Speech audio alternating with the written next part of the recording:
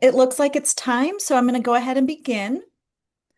Welcome, everyone. Thanks for being here. My name's Tamisha. I'm the Director of HR and Team Support at iVet 360. I'm really excited to spend this time talking with you guys about something that has become absolutely essential in veterinary medicine, and that's becoming an employer of choice. Let's see, how do I move my slides over? There we go. So before we begin, I want to give you a quick sense of who we are and the work that we do. Our mission is simple. It's to educate and empower hospitals to implement innovative and sustainable operational best practices. And our purpose is even simpler. It's to help more pets. We do this by partnering with veterinary practices across the country, offering comprehensive services that include HR, marketing, financial analytics, and bookkeeping. So, what this means for you is that we collaborate closely with our clients, offering practical tools, clear guidance, and reliable support so that your practice can thrive and reach its full potential. A little bit about me. I've spent more than 30 years in the veterinary world. The last 7 have been with iVet 360. Over the years, I've worked in shelter medicine, private and corporate practices, and even on the vendor side in hospital sales. But most of my career has been spent inside veterinary hospitals, supporting teams as a practice manager and as a multi-site leader. Those years on the ground were where I really fell in love with this profession.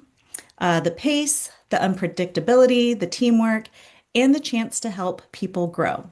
And ultimately, that's what led me to my role here at iVet 360, where I get to take everything I've learned and continue to learn and share it with practices all across the country. Let's see, outside of work, animals are still a big part of my life. I have a very cuddly Portuguese water dog named Rowdy. This is a picture of me holding a picture of him. And I have a thoroughbred mare named Ellie who keeps our family busy in the very best ways. At iVet 360, I get to partner closely with practice owners and practice leaders to strengthen operations, build culture, and then navigate the day-to-day challenges of those unexpected HR curveballs. I'm a big believer in strong systems and clear processes, but I also believe that connection, collaboration, and a little fun are what really bring a team to life. In our department, we have a saying that we've seen it all, but the truth is, this field always finds a way to surprise us. That's one of the things, honestly, that I love the most. I'm able to learn something new every day, and I'm grateful to be learning and growing right alongside all of you guys.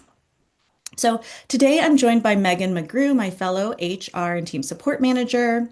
She is hosting and moderating our session today. Oh, and a quick note, since this webinar is being recorded, we do have everyone muted and the videos are turned off. So if you have questions as we go along, feel free to put them in the chat and then Megan can help answer them for you. All right, so back to becoming an employer of choice. Before we dive into the practical strategies, I want to share I want to start with a shared definition because this phrase gets used a lot, but not always consistently. So when we say employer of choice, we're really talking about a workplace where people actively want to work, choose to stay, and are comfortable recommending the practice to others. It's not about being perfect. It's about creating a workplace that consistently delivers a positive employee experience, one where people feel respected, supported, developed, and connected to the mission of the hospital. An employer of choice is a place where people feel valued and are treated fairly, where expectations are clear, leaders communicate openly, growth is supported, accountability is consistent, and culture isn't just talked about, but it's lived daily.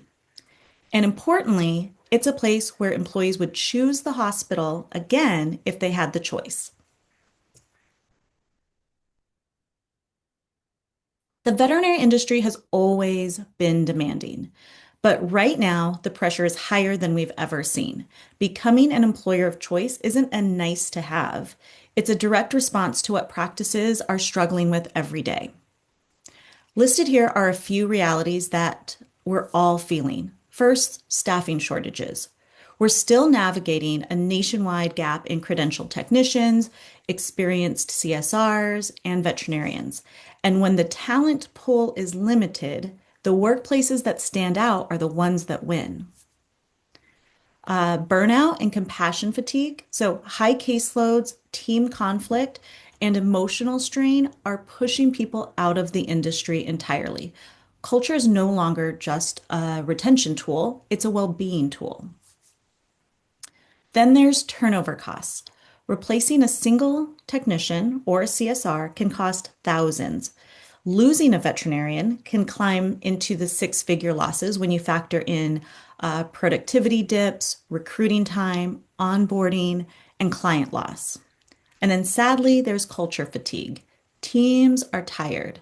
Many practices are dealing with legacy turnover, new leadership, post-pandemic stress, or simply a sense of running on empty. People want to feel a sense of stability and pride again. And the truth is, the practices that focus intentionally on employee experience are seeing better retention, better morale, better reviews, and then ultimately better business outcomes.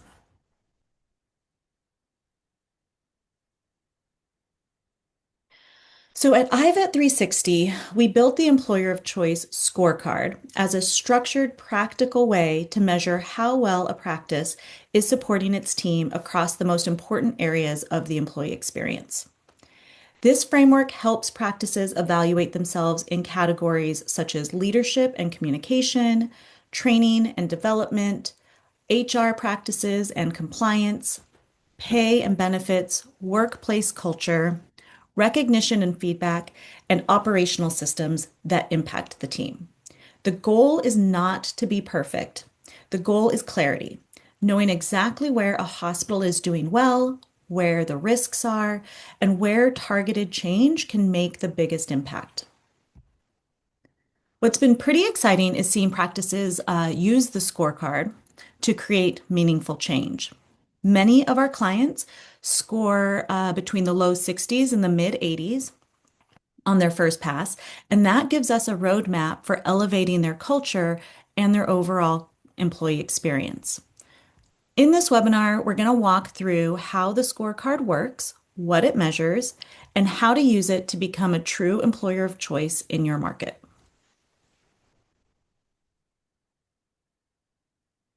Now that we've defined what it takes to be an employer of choice, I want to zoom out and look at the bigger picture. This part is really about understanding the gap between practices that are good enough and the ones that truly stand out as top tier workplaces. Lots of practices think that they're doing fine until they dig a little bit deeper and see how much room there is to strengthen their culture, their systems, and the overall employee experience. Many hospitals fall into the good enough category, not because they don't care, but because they're busy. They're handling caseloads, they're managing schedules, dealing with client issues, and just trying to keep the day moving forward. A good enough practice puts out fires as they come. They solve problems when they can't be ignored anymore. Their communication is inconsistent, and they're not intentionally building a workplace that sets them apart. On the other hand, an employer of choice is much more deliberate about how they lead their people and shape their culture. They run their practice with the same intentionality that they bring to patient care. Across the practices that score the highest on the employer of choice scorecard, we see the same patterns over and over. These traits are not accidental. They're built through consistent habits and leadership practices. So they're proactive, not reactive. Top practices don't wait for morale to drop or for turnover to spike before taking action. They build systems that prevent issues instead of only responding to them. This includes proactive check ins, early coaching, and keeping a pulse on the team's workload, their stress level, and their needs. They have intentional systems for communication, recognition, and development. So these are not ad hoc or when we have time activities. They're built into the structure of the hospital. Things like regular leadership meetings, structured one-on-ones, clear training paths, meaningful recognition programs. These systems create consistency, which is what builds trust. Top practices also understand that culture isn't only what happens inside the building, it's also what the world sees. So externally, they keep a close eye on their Indeed, Google, and Glassdoor reviews because they know candidates rely on them. And internally, they're paying just as much attention to how their own team talks about the hospital. Because the day-to-day experience, that's what really shapes their reputation just as powerfully. Top practices monitor both and take both seriously. All of this sets the stage for the framework that we're going to talk through next.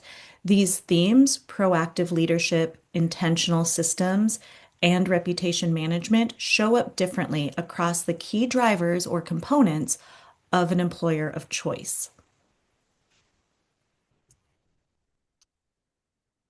So, with that foundation in mind, let's walk through the 10 key drivers of being an employer of choice and how each one helps create a workplace where people genuinely want to stay. Before we jump into each category, I want to start with a high level look at the 10 key drivers that make up the employer of choice framework. These drivers represent the areas that have the greatest impact on how your team experiences your hospital, what attracts them to work with you, what keeps them engaged, and ultimately what makes them stay. We're looking at business listings and online presence, employer brand and reputation, benefits and total rewards, compensation and pay practices, appreciation and recognition systems, well-being and sustainable scheduling, leadership quality, turnover and retention strategies, employee engagement and feedback, and then training, onboarding, and development. These drivers are interconnected and work together. Strength in one area can support another, but gaps in even one of these can have a ripple effect across the entire employee experience. So in the next section, we'll walk through each driver, each of these 10 drivers one by one, what it measures, why it matters, and simple practical steps that practices can take to strengthen it.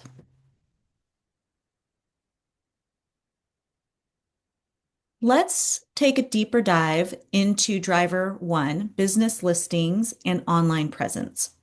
Because today's workforce, this isn't just a check the box marketing task. This is the first and sometimes most important indicator of what kind of an employer you are. We used to think about Google and social media strictly from a client acquisition lens, but today's workforce, especially millennials and Gen Z, are using those exact same tools to decide whether they want to work for you. This generation grew up researching everything online before making a decision. Restaurants, gyms, apartments, colleges, purchases, everything from cars to makeup. So it's no surprise that before they apply to a job, they're Googling you. They want to know, is this a place that people like working? Are they organized, modern, professional? Do they have good reviews? Does the practice look clean and welcoming? Can I get a sense of culture just from what they put online? And here's the key. Your business listing is often the very first moment they begin forming an opinion about your hospital. If your Google listing looks outdated, or your photos look old, or your reviews are unaddressed, a candidate is going to assume that the hospital may be understaffed. Leadership might be overwhelmed. Communication may be inconsistent, and culture might not be a priority. They connect the dots instantly and silently. Top tier candidates want to work for top tier employers. Your online footprint either helps you make that first handshake or it creates a barrier before they even consider applying. So, why does this matter? Studies show that younger workers, meaning millennials and Gen Z, research employers more thoroughly than any previous generation. They deeply value transparency, authenticity, social proof, and a sense of pride in where they work. For them, a polished online presence signals that the hospital is intentional, organized, and invested in its people. So, how do you get this right? Well, small change can make a huge difference. Start by refreshing your Google business photos at least once a year. Include team photos, hospital photos, your surgery suite, and friendly, candid moments. You can claim and maintain your Indeed and Glassdoor profiles. Candidates actually look at these sites, and sometimes your clients do too. Respond to negative reviews promptly. Unanswered reviews signal disengagement or a lack of accountability. And then audit your website. Make sure that you have a careers page, that there should be culture statements, and the job ads should clearly communicate your values. And then share real team stories on social media. It shows your personality, pride, and culture. By elevating your online presence, your position uh, within the market puts your hospital not just as a place to work, but as a place worth choosing. So when we talk about being an employer of choice, it starts long before someone interviews with you.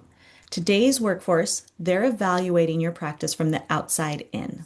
They're looking at your online presence, your reviews, and your employer reputation, and they're asking themselves, is this a place that I could see myself thriving?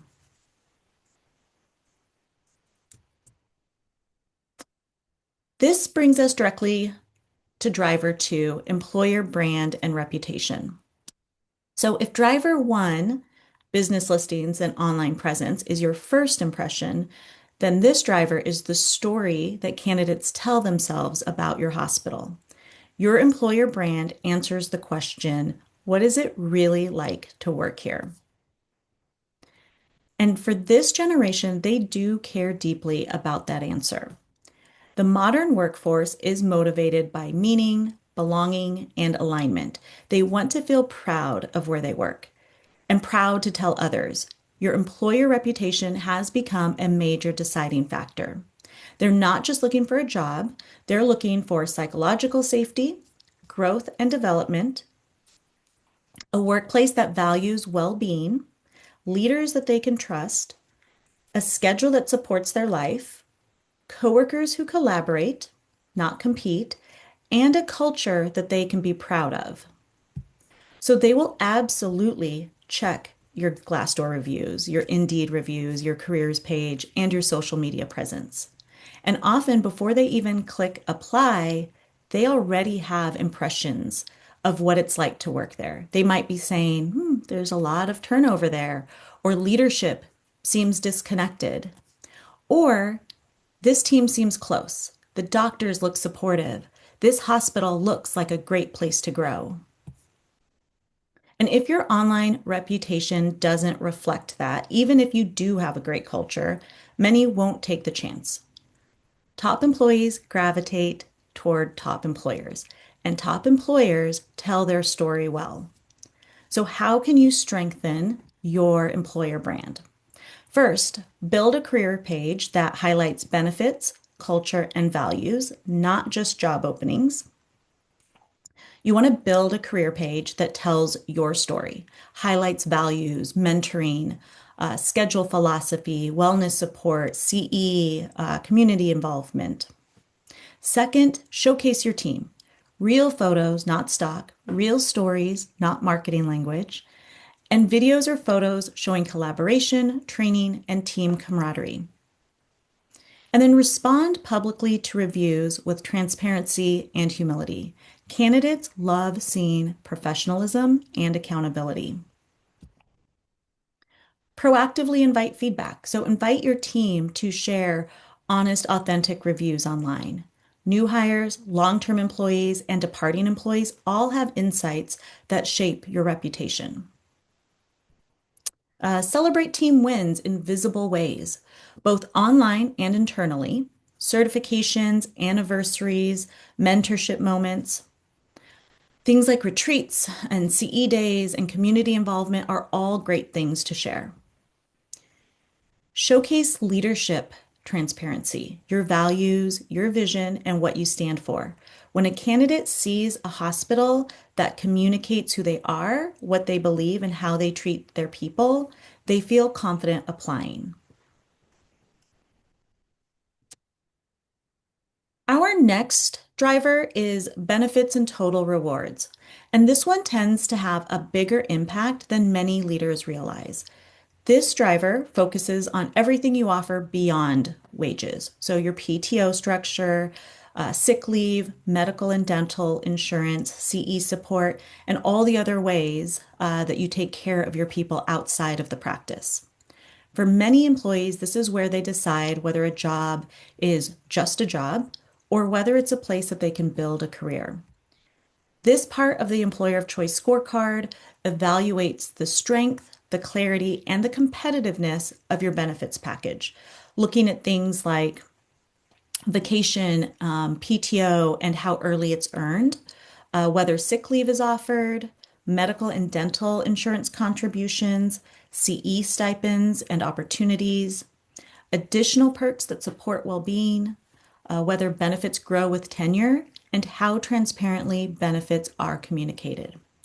It essentially asks, are you taking care of your team in a way that supports their life, not just their job?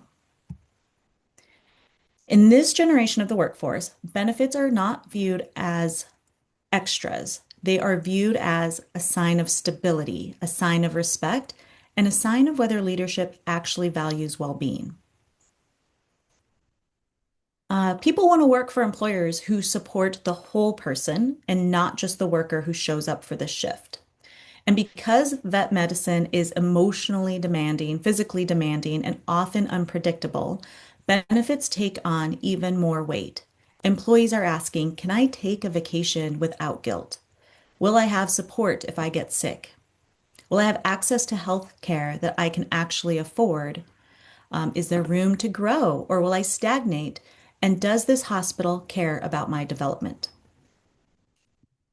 When employees have solid benefits, they feel safer, they feel valued, and importantly, they feel more committed.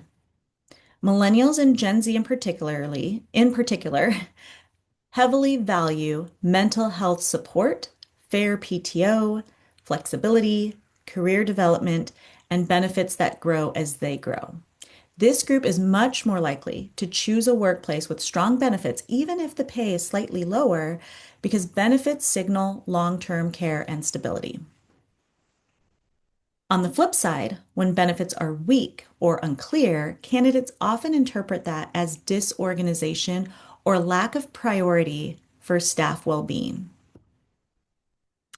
Another thing we hear often, especially from younger team members, is I'd rather make more money than have insurance.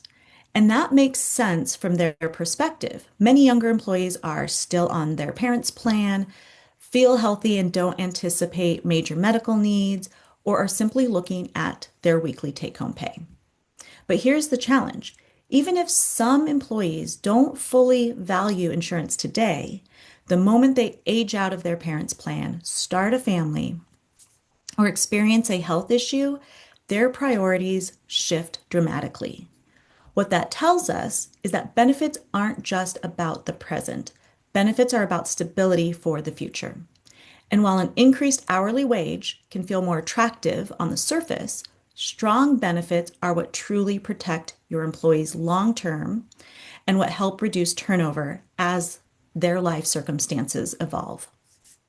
So, a fair balance of both competitive pay and meaningful benefits is what ultimately creates security, loyalty, and a workplace people choose to stay in over time. So, how do you strengthen your benefits and total rewards? Here are some practical, realistic steps that any hospital can take, even those on a tighter budget. Start by offering at least 2 weeks of PTO in year one, then scale up. Tiered PTO is one of the single strongest retention drivers you can offer. It tells employees the longer you stay, the more flexibility and rest you earn. Provide sick leave that's separate from PTO. Even 1 week a year communicates that your practice prioritizes their health. And when people aren't forced to use PTO when they're sick, they can save that PTO for rest. Cover at least 50% or more of their medical insurance premiums. This can be a huge decision point when it comes to staying with your practice. It reduces stress, it builds trust, and supports long-term employee health. Make your benefits simple and transparent. Use one-page benefit summaries, add benefits to job ads and your career page. Make sure that your team knows exactly what they have access to. And then review benefits annually. Needs change, families grow, and the market evolves. A yearly review helps you stay competitive even if the changes are small. And add small but meaningful perks. They don't need to be expensive to be impactful. Things like a uniform or a scrub allowance, mental health resources, paid volunteer days, wellness or fitness stipends, childcare stipends. These small touches show thoughtfulness and care. And provide development benefits, CE stipends, mentorship programs, and development plans for everybody. This communicates that we want you to succeed here. We want you to grow. When employees talk about why they stay, they rarely say, it's because I love doing dentals. They stay because they feel supported as people. A strong benefits package doesn't just help you hire, it helps you keep your best people long term. And when your team feels cared for, they give better care in return.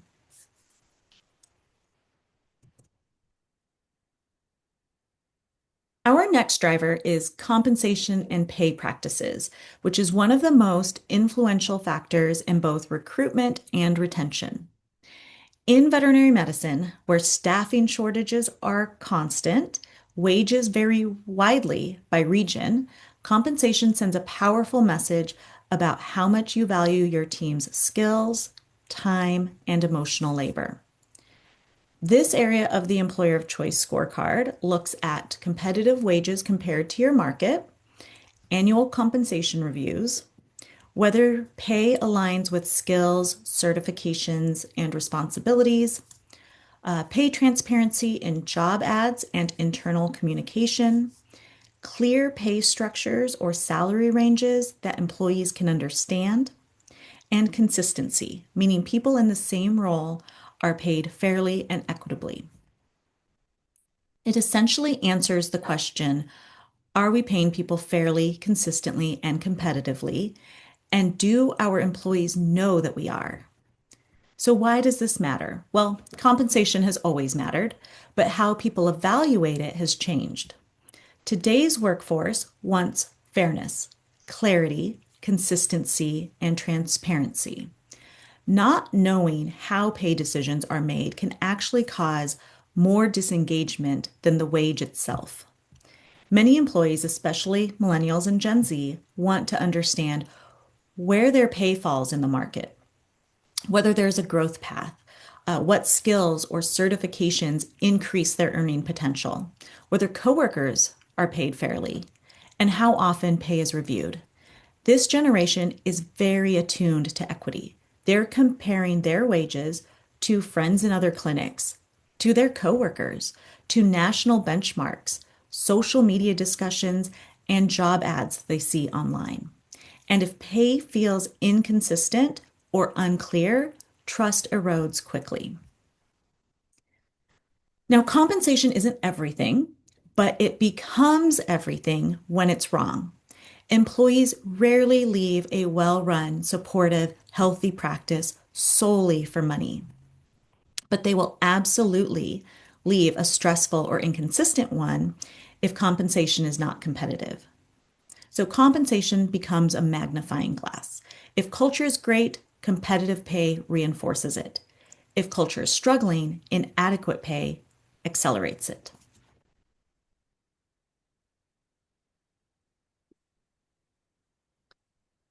How to strengthen compensation and pay practices. Here are some practical steps that any hospital, large or small, can implement. Conduct annual wage analysis. So compare your wages to local data, national data, and positions in similar hospitals. In a competitive hiring market, annual adjustments keep your wages aligned with reality. Build clear pay ranges for each role. Even simple ranges help employees understand expectations and growth opportunities.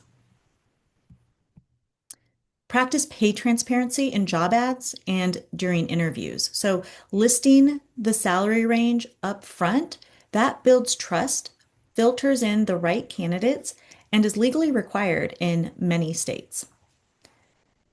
Tie pay to skills and competencies. So, for example, you can have a level program. So, a level one assistant, that would be somebody with little to no experience. Level two, they can draw blood, do radiology. Level three, anesthesia monitoring. When employees see a clear ladder, they stay longer and they grow with you. Review internal equity regularly. So ensure employees in the same role with similar experience and responsibilities are paid fairly compared to each other. This is going to prevent resentment, distrust, and reduce turnover. Communicate your compensation philosophy openly. Even a simple explanation, just, we review wages annually for market alignment and internal equity. That gives employees confidence in the process. And then avoid reactive or emotional pay decisions. Counter offers, rushed raises, or uneven increases create internal inequity.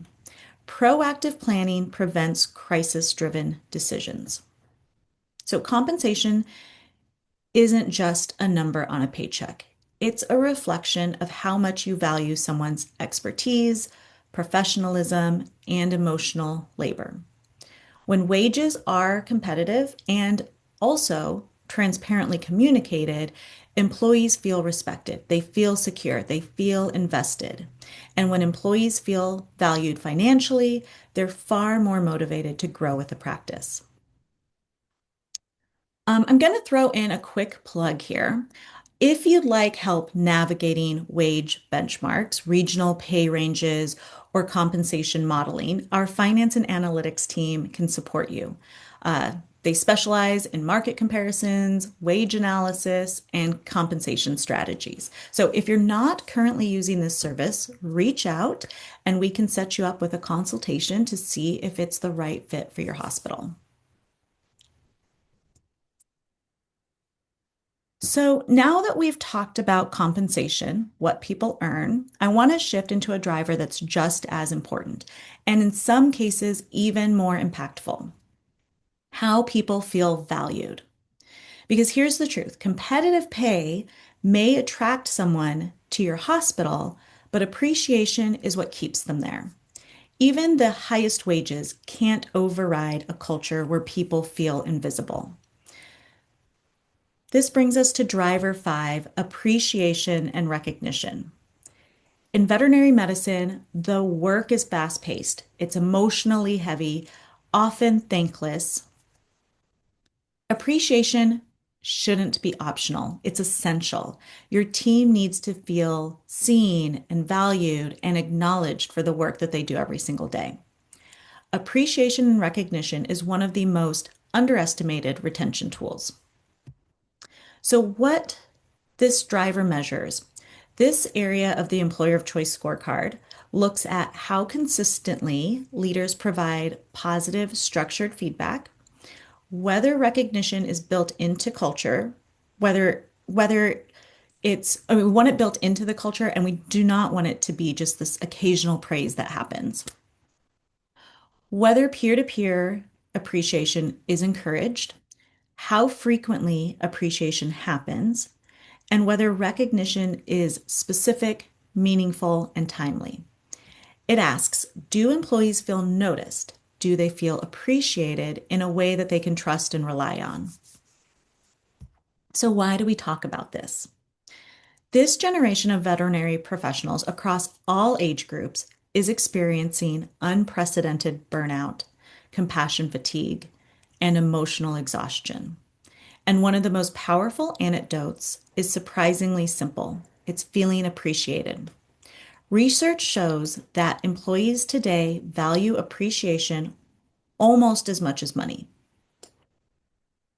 When people feel valued, they stay longer, they try harder, collaborate more easily, recover faster from stressful days, and feel more connected to the hospital's mission.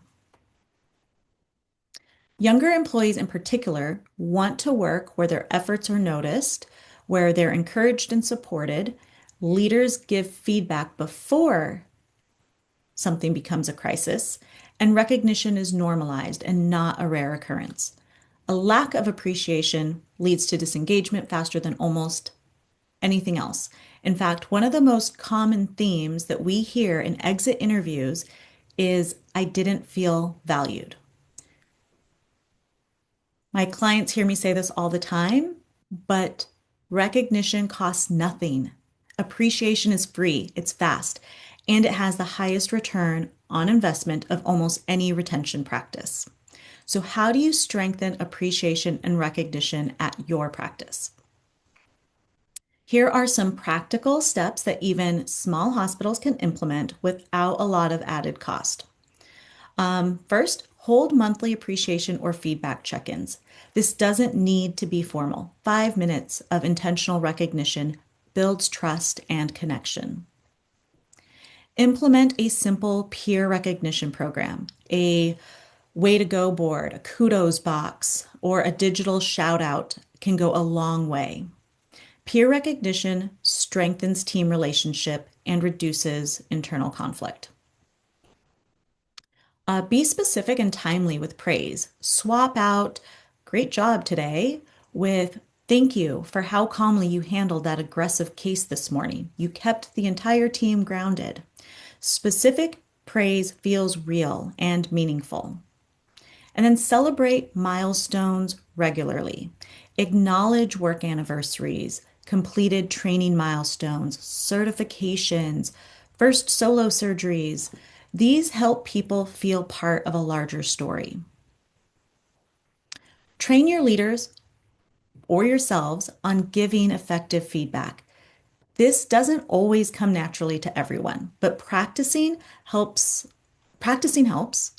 Um, and you can use models like SBI, which stands for Situation Behavior Impact, to give praise and coaching in a clear, helpful format. Invite the team to recognize others. This creates a culture of mutual appreciation, not just top-down praise. Veterinary hospitals run on skilled medical professionals, but the glue that keeps those professionals engaged is emotional connection. And recognition is not fluff, it is a strategic retention tool. When employees feel genuinely appreciated, they're not just more loyal, they're happier, they're more collaborative, and more willing to go the extra mile for clients and patients.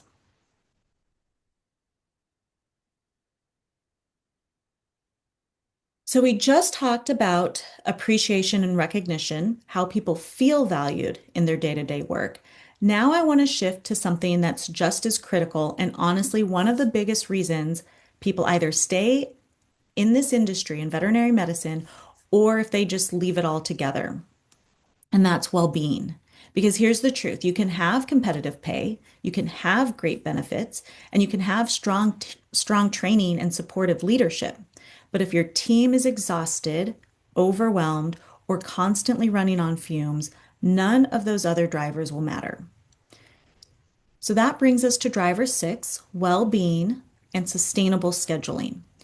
This is one of the most critical components of creating an employer of choice, especially in this industry. This driver focuses on something deeper than just hours on a schedule. It's about ensuring that your team has the physical, emotional, and mental capacity to do their work well without sacrificing their well being in the process. This driver is one of the most crucial and most fragile drivers in veterinary medicine. It's not just about reducing burnout, it's about ensuring that your staff has what they need to show up fully, sustainably, and safely for the work that we ask them to do. So, what this driver measures, this part of the scorecard looks at how sustainable and predictable your scheduling practices are. It evaluates how far in advance schedules are posted, whether the staff can reliably take their scheduled days off, how often team members are able to leave on time, whether everyone is getting 2 consecutive days off, how consistently meal and rest breaks happen, and whether the workload matches the staffing level. In short, this driver asks, does our schedule support our team's well-being or does it drain it? I think we all know why sustainable scheduling matters. Vet medicine is demanding, not just physically, but emotionally and mentally as well. Because of that, sustainable scheduling isn't just a preference, it's a necessity for safety, morale, and retention. Today's workforce, especially millennials and Gen Z, has a very clear stance. They are not willing to compromise their personal health or their life outside of work for a job. And that's not a weakness, that's a sign of healthy boundaries. They want predictable schedules, time to rest and recover, the ability to plan their life outside of the hospital, and a pace of work that doesn't leave them depleted at the end of the day, and a place that recognizes that their well being matters. They're asking themselves questions like, can I have a life outside of this job? Will I constantly be staying late? Does this schedule respect my time?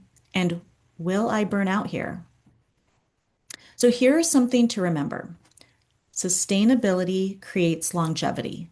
Longevity creates stability, and stability creates stronger teams.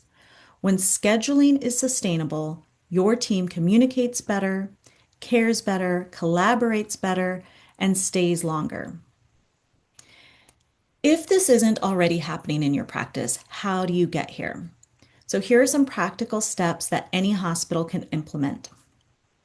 First, publish schedules well in advance, ideally 3 to 6 weeks. Predictability reduces stress and gives employees the chance to plan their real lives with confidence. Prioritize leaving on time. If the scheduled end time is 5 o'clock, your goal should be that most of the team walks out the door at 5 o'clock. Frequent late departures are a sign of operational bottlenecks, not team inefficiency.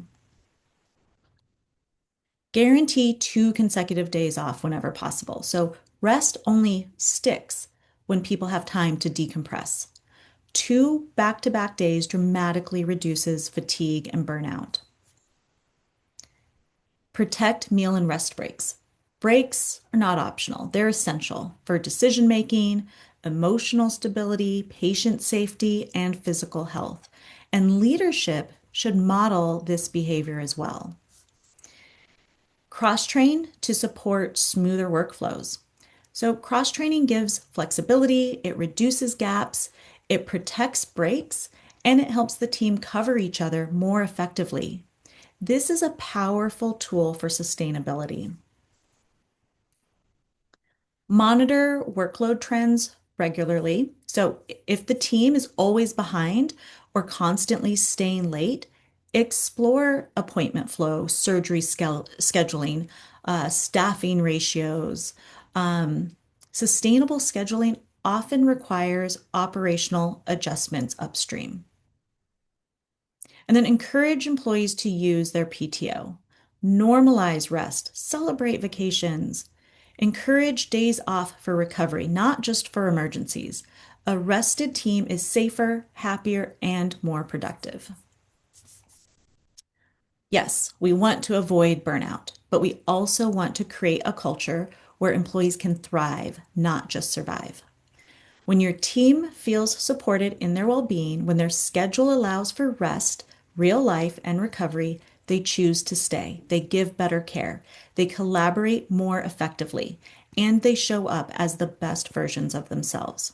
This shouldn't be a perk, it's the foundation of a healthy, long lasting team.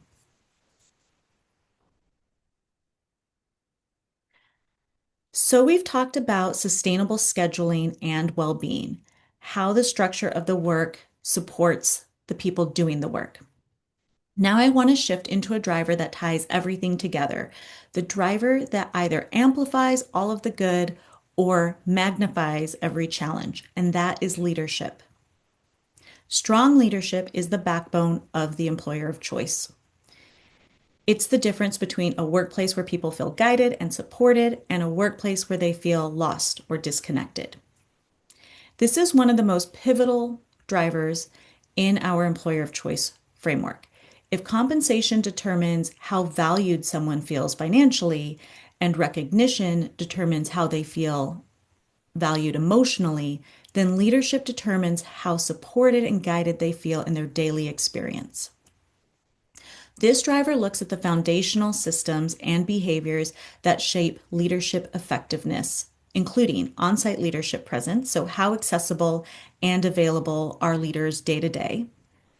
Clear expectations. Are employee handbooks updated? Are there clear and current job descriptions? Are these expectations defined? How consistently leaders set expectations and follow through? How communication flows from leadership to the team. Put simply, this driver asks, do we have the leadership structure, tools, and behavior needed to help our people thrive?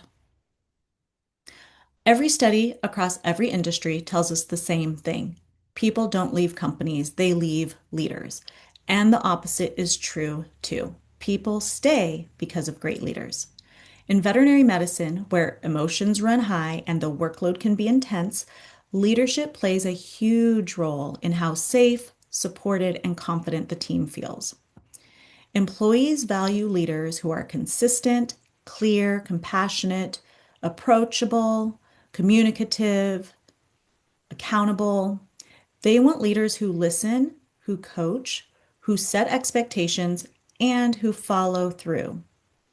When leadership is inconsistent, unclear, or simply not present, the impact on the team is immediate. Employees start to feel confused about expectations, unsure about how to make decisions, and increasingly afraid of making mistakes. Resentment builds, burnout rises, and trust erodes. Working as a team becomes harder, communication becomes strained, and ultimately turnover increases. And once that cycle starts, it tends to compound pretty quickly. On the other hand, when leadership is strong, structured, and consistent, the opposite happens. Employees gain clarity about their roles. They feel a sense of stability in their day to day work, and they understand the purpose behind what they're doing. We see trust grow, confidence increases, people feel psychologically safe, bringing up concerns and offering ideas. The team becomes more connected, cohesive, and more capable of working together towards a shared goal. When you have that kind of leadership environment, you naturally see higher retention, better performance, and a much healthier culture overall. So, how do you actually build this kind of strong, consistent leadership? What are the real practical steps that help move a hospital from inconsistent leadership to the kind of structure and support that the teams can rely on? So, first, we want to ensure that there's an on site leader present every day, whether it's a manager, a supervisor, a lead tech, or a lead CSR. People need someone to go to when questions or challenges arise. Maintain an updated employee handbook. A handbook that's updated at least every 3 years or sooner ensures clarity of expectations, compliance, consistency, fewer misunderstandings, and it becomes your team's guidebook. Create clear, up-to-date job descriptions. Include responsibilities and competencies. This gives employees a roadmap for what success looks like and what's expected. And have employees sign their job descriptions at hire so expectations are aligned from day one. Train your leaders on communication and coaching. Leadership is a skill, not a personality trait. Training topics should include how to give feedback, resolving conflict, delegating, having those hard conversations, consistent accountability. If we invest in our leadership, we're investing in retention. And then set expectations and follow through consistently. Consistency builds trust more than anything else in leadership. If expectations change every day, or if they're not enforced at all, employees quickly lose confidence. Hold regular leadership meetings, once or twice a month touch points among managers, doctors, and leads. This is going to help align priorities, address challenges, and keep communication clear. Communication across leadership equals clarity across the team. And then we want to make leadership visible. So this generation values leaders who check in regularly, round on the team, ask people how they're doing, and jump in when appropriate. Visibility equals approachability. So now that we've walked through the importance of strong, consistent leadership and how it truly sets the tone for your entire hospital, I want to move into a driver that reveals the real impact of all of the systems we've talked about so far. Because when leadership is strong, when scheduling is sustainable, when compensation and recognition are aligned, you see it show up in one very clear metric, and that's turnover. Turnover is the mirror that reflects the health of your culture. If, let's see, well, if turnover tells the story of your team, tells the story of your team and how they're experiencing their workplace day to day, it often tells the story long before anyone has to say it out loud. That's why turnover and retention is such a powerful driver. It's not just a number, it's a story. When we look at this driver on our EOC scorecard, we're not just looking at how many people leave, we're evaluating how intentional you are about understanding why they leave and what you're doing to prevent unnecessary turnover in the future. The turnover and retention driver looks at your actual turnover rate, whether you conduct exit interviews, whether you save and analyze exit feedback, whether you conduct stay interviews, how proactive you are about addressing early signs of dissatisfaction, and whether you track trends over time. As we all know, turnover is expensive, it's emotionally draining, and it's disruptive to both client care and team morale. When turnover is high, it often means that your team is overwhelmed, leadership is not aligned, culture feels unstable, and burnout is setting in. And here's the key: people very rarely leave because of a single event. Turnover is almost always the result of accumulated experiences. So, this generation of employees is more attuned to this. They're willing to walk away from environments that feel unstable, unclear, or emotionally unsafe, not because they lack resilience, but because they're prioritizing their well being and longevity. On the flip side, when turnover is low, it tells you the opposite story. The team's engaged, culture is healthy, people feel valued. Low turnover is one of the strongest indicators that your practice is truly functioning as an employer of choice. So when we look at all of this, the cost of turnover, the emotional impact on the team, the disruption to workflow, it becomes clear that retention isn't something that just happens on its own. It happens when we're intentional. It happens when we understand why people stay, why people leave, and what their day-to-day experience is actually like.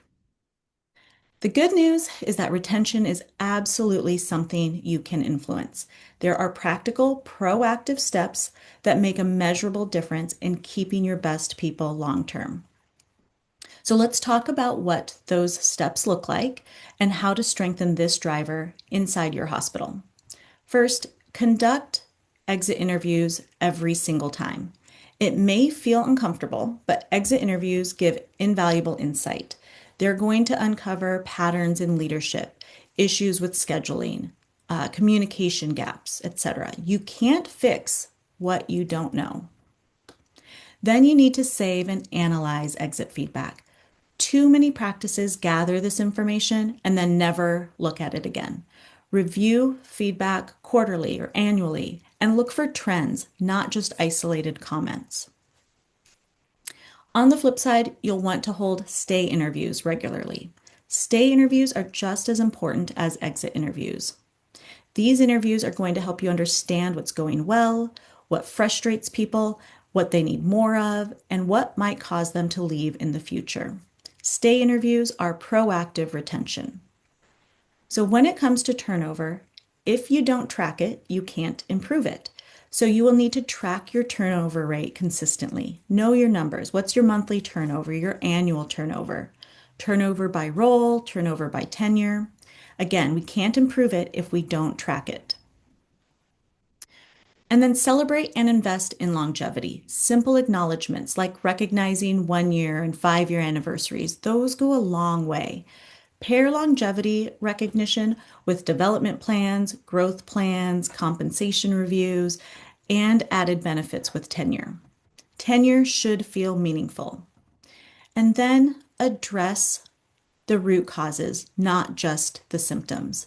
If turnover is high, the solution isn't to recruit harder, it's to examine the deeper drivers. Is scheduling sustainable? Are wages competitive? Do employees feel appreciated? Retention is the outcome of the systems that you've built. So I know turnover will never be zero, nor should it be. Some turnover is healthy and inevitable, but when turnover becomes a pattern, it's a signal that the workplace is asking more of people than it's giving back. When you reduce turnover, you strengthen every aspect of your hospital. Consistency improves, training becomes easier, culture deepens, client trust increases.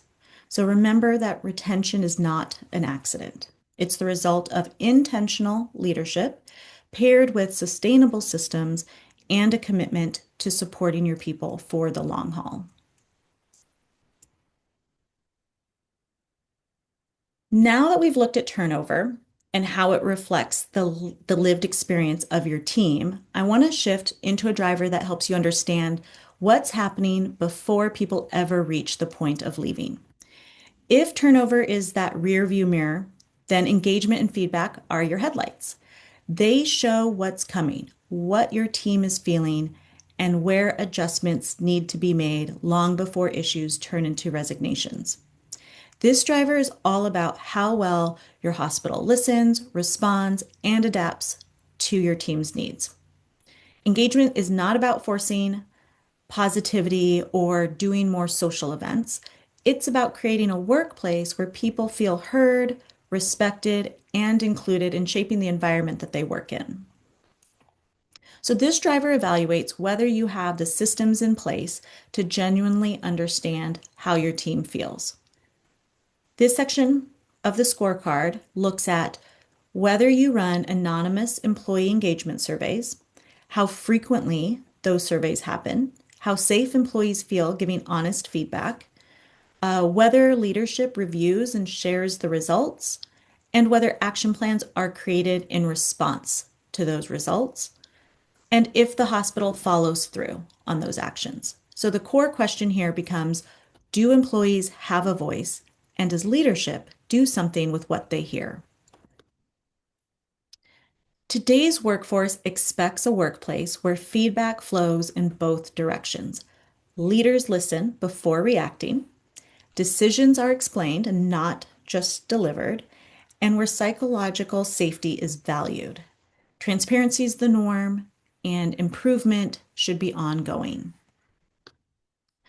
They want to know, does my voice matter? Will leadership actually listen? Will anything change if I speak up?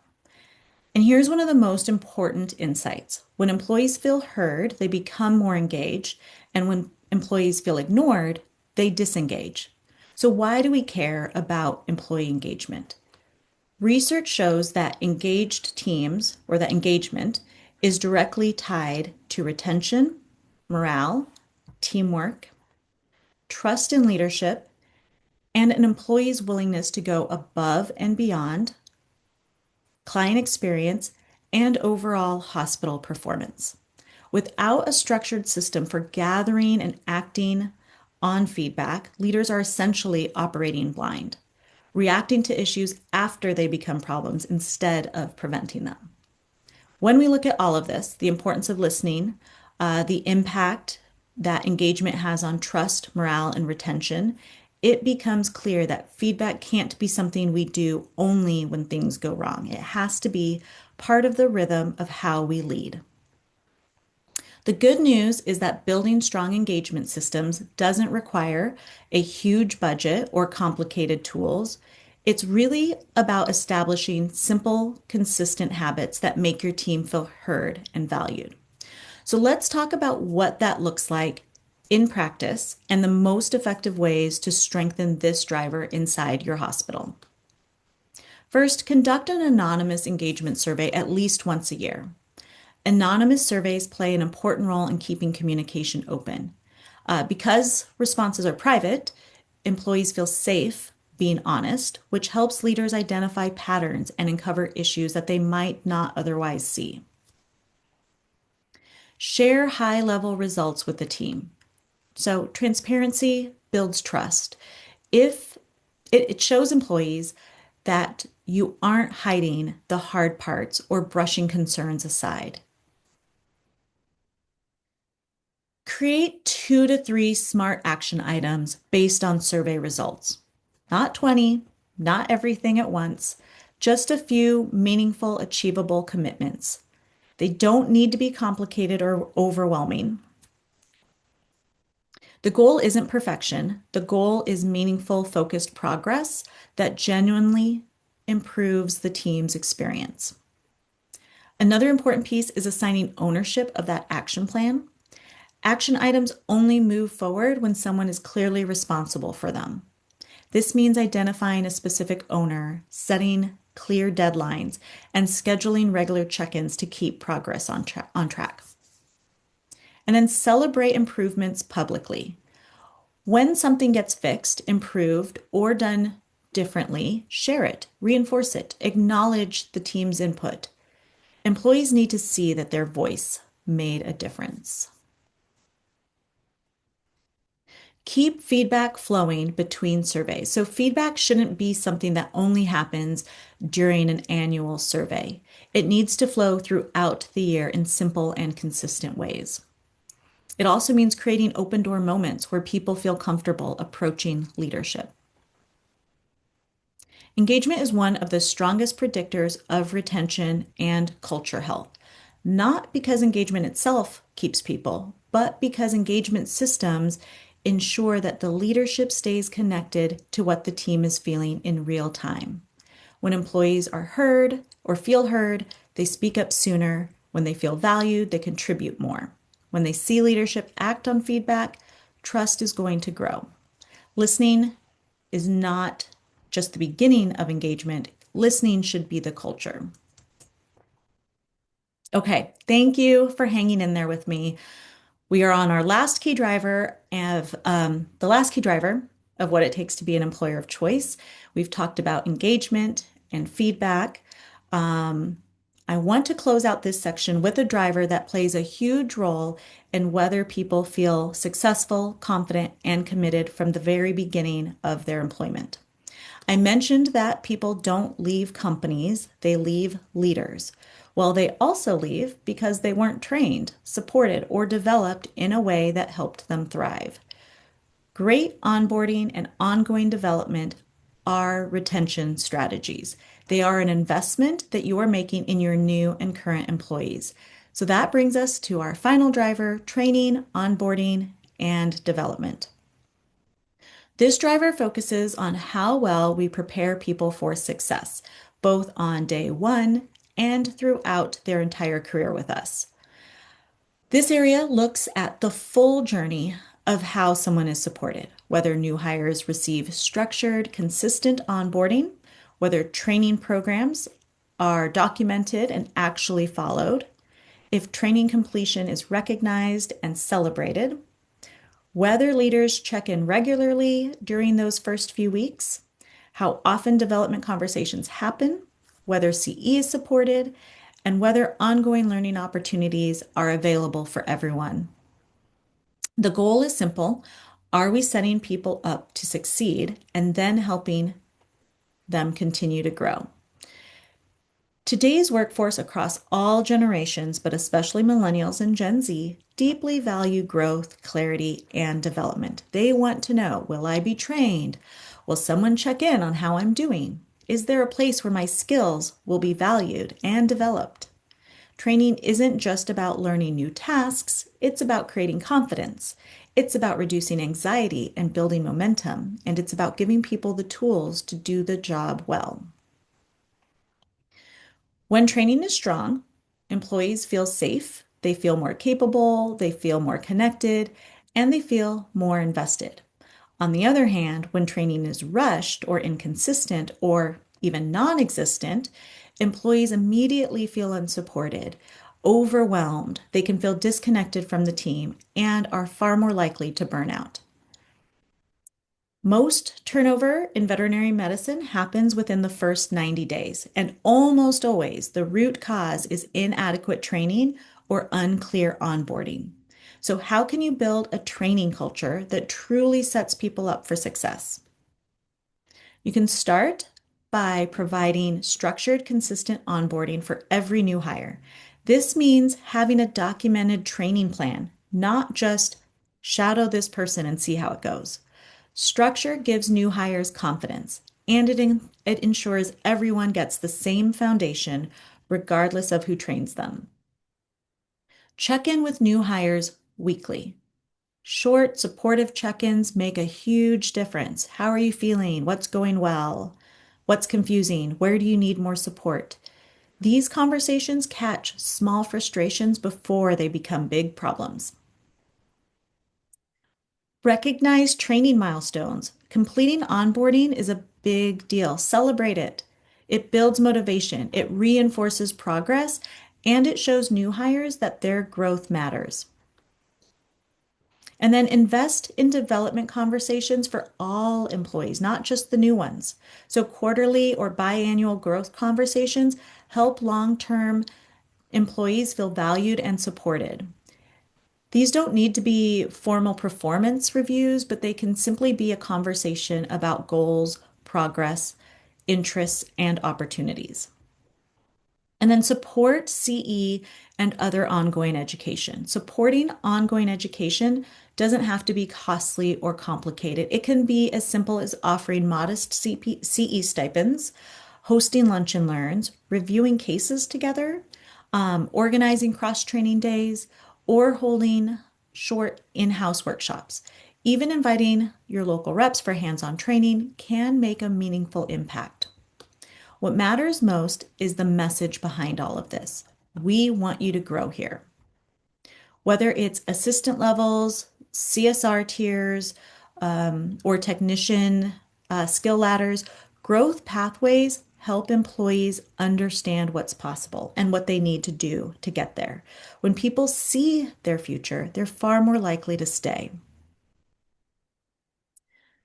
Training and development should not be a one-time event. They need to be continuous. This needs to be a continuous relationship between the hospital and the employee. We want to invest in training. We want to invest in better patient care and more confident employees. This will create a stronger culture, lower turnover, and a team that believes that they can build a long-term career with you.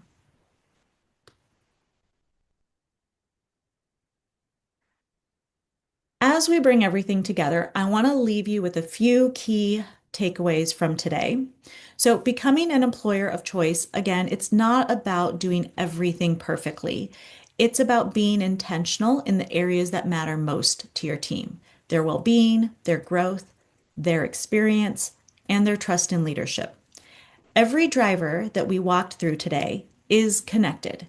When you strengthen even one area, whether it's your onboarding or your leadership structure, your benefits, you create ripples of improvement throughout your entire practice.